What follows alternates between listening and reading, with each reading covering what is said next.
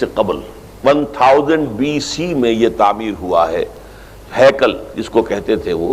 اور وہ آج کل جیسے ٹیمپل کہتے ہیں، ٹیمپل آف سولومن،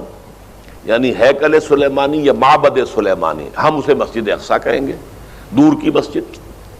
اس کے بعد وہ یہ ہے کہ تقریباً 600 قبل مسیح میں 587 ایگزیکٹلی اس میں اس کو گرا دیا گیا نیبوکڈنیزر نے۔ پھر یہ کہ تقریباً 200 برس کے بعد دوبارہ بنائی گئی اسی جگہ پر، پھر اسے 70 عیسوی میں پھر گرا دیا گیا، وہ آج تک گری پڑی ہے۔ تو جب حضور صلی اللہ علیہ وسلم کو معراج ہوا ہے تو وہاں کوئی عمارت نہیں تھی، البتہ یہ کہ معلوم ہوتا ہے کہ ایک گرجا وہاں پر بنا دیا گیا تھا، اس لیے کہ یہ جب ہیڈریان نے اس کو آباد کیا دوبارہ سن 70 میں تو تباہ و برباد کر دیا تھا ٹائٹس رومی نے سن 70 عیسوی میں،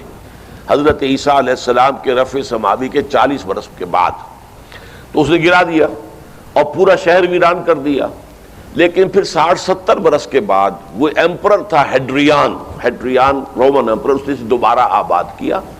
اور دوبارہ آباد کیا تو اس کا نام ایلیا رکھا، اب یروشلم نہیں رہا۔ اور پھر یہ کہ جب سن 300 عیسوی میں جو ایمپرر کانسٹنٹائن تھا قسطنطین، وہ جب عیسائی ہو گیا تو اب یہ پوری مملکت عیسائی ہو گئی، تو پھر وہاں ایک گرجا تعمیر کر دیا گیا۔ اس گرجا میں حضرت عمر گئے تھے جب انہوں نے ہینڈ اوور کیا ہے حضرت عمر کو وہاں کے عیسائیوں نے، تو جب حضرت عمر اس گرجا کے اندر ہی ابھی تھے، دیکھ رہے تھے جگہ، تو نماز ظہر کا وقت ہو گیا، تو حضرت عمر نے فرمایا کہ میرا نماز کا وقت ہے، تو انہوں نے کہا وہاں کے عیسائیوں نے کہ آپ یہیں پڑھ لیجیے، آپ فرمایا نہیں، اگر میں یہاں پڑھوں گا تو اسے پھر مسلمان مسجد بنا لیں گے۔ تو باپ باہر گئے اور اس قبۃ الصخرہ کے اوپر جا کے نماز پڑھی آپ نے۔ یہ جو اس وقت جو ڈوم نظر آتا ہے یہ ہے وہ چٹان، اور یہ بڑی اس کے اوپر گردہ وردہ پڑا ہوا تھا، کچرا وچرا تھا، اسے صاف کیا اور اس پر آپ نے نماز پڑھی، اس لیے کہ یہیں سے اصل میں معراج ہوا تھا حضور صلی اللہ علیہ وسلم کو۔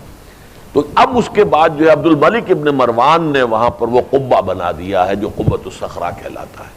البتہ اسی احاطے کے جنوب کی طرف ایک مسجد بھی ہے، بڑی مسجد ہے، وہ مسجد اقصی کہلاتی ہے، وہ اب مسجد ہے۔ یہ قبہ جو ہے بنیادی طور پر مسجد نہیں ہے،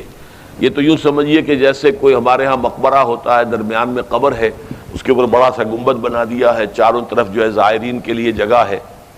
ایسے ہی یہ وہ چٹان ہے۔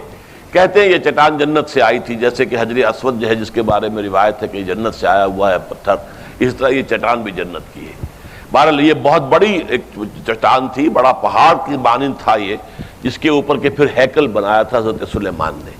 اب ہوتے ہوتے وہ چھوٹا رہ گیا ہے، جیسے کہ اب کوہ صفا کوہ مروہ کیا رہ گئے، کچھ بھی نہیں ہے، ان کا نشان ہے صرف کہ ہاں یہاں کبھی ایک پہاڑی ہوتی ہوگی جس کے کچھ پتھر جو ہیں وہ نظر آ رہے ہیں۔ اسی طرح سے وہ ایک چٹان ہے، اگرچہ بہت بڑی ہے کوہ صفا اور مروہ کے مقابلے میں، تو اس کے گرد ایک پلیٹ فارم سا بنا دیا گیا ہے اور اس کے اوپر یہ قبہ ہے۔ تو یہ ہے اصل میں جو کہ حرم الشریف کہلاتا ہے اس وقت، اور سارا جھگڑا جو ہے یہود کا اور مسلمانوں کا وہ اس پر ہے۔ ورنہ یہودی ایہود بیراق جو ہے، جو یہودی وزیر اعظم ہے اس وقت، اس نے یہ آفر تو کر لی تھی کہ ٹھیک ہے مسجد اقصی موجود رہے اور اس کے اوپر جو ہے کنٹرول بھی فلسطینی مسلمانوں کا رہے، لیکن یہ قبۃ الصخرہ پر نہیں ہے، اس لیے کہ یہ ہے وہ جگہ جہاں انہیں اس کو گرا کر اور اپنا 3rd ٹیمپل تعمیر کرنا ہے۔